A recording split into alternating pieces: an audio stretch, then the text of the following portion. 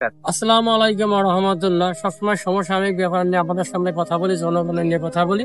সমসাময়িক ব্যাপার যেটা প্রাইম এশিয়ার স্টুডেন্ট পারভেজকে হত্যা করার ঘটনা নিয়ে ঘটনার কথা বলতেছি।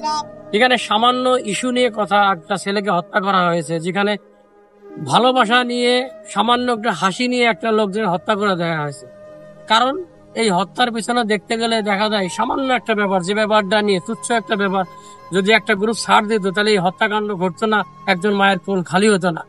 তাই এই ধরনের অপকাণ্ড ঘটায় যারা, তাদের বয়স সামান্য, দেখলেন যে 18 থেকে 19, 19 থেকে 20, 20 থেকে 25 এই রেঞ্জের ভিতরে যারা, তারা নিয়ন্ত্রণ হারিয়ে এই ধরনের ঘটনা ঘটাচ্ছে।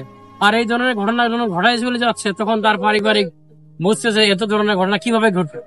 এই জন্য পারিবারিক অভিভাবকদের আমি দৃষ্টি আকর্ষণ করব, যাদের বয়স টিনেজ 10 থেকে 19, তারা তাদের বাচ্চাদেরকে ভালো করে বুঝাবেন যে কোনো অপকর্ম, সন্ত্রাসী কর্মকাণ্ড, ছিনতাই কর্মকাণ্ড এবং মানুষের জীবন সংশয় হয়ে যায় এই ধরনের কর্মকাণ্ড যাতে না করে।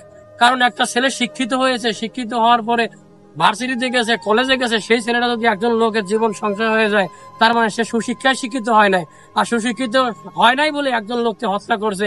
এখন দুটো ফ্যামিলি শেষ। যে ফ্যামিলিকে হত্যা করলো, যে সন্তানকে হত্যা করলো, যে মায়ের কোল খালি করলো, তার জীবনও শেষ হলো। যে হত্যাকাণ্ড ঘটায় দিল, তার জীবনে সব শেষ হলো। আমি তাই ইয়াং জেনারেশন, যাদের টিনেজ বয়, তাদেরকে বললো যে কোনো কাজ ঘটানোর আগে নিজে চিন্তা ভাইবে চিন্তে ঘটনা ঘটান। কারণ শিক্ষিত, education is the backbone of a nation. শিক্ষা জাতির মেরুদণ্ড।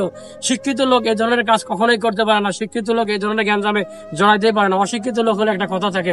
আমরা চাই সামান্য তুচ্ছ ঘটনা দিয়ে এই ধরনের ঘটনা পরবর্তীতে যাতে না ওঠে, এটাই বাংলাদেশের সব জনগণের কাছে চাওয়া। আসসালামু আলাইকুম রহমতুল্লাহ।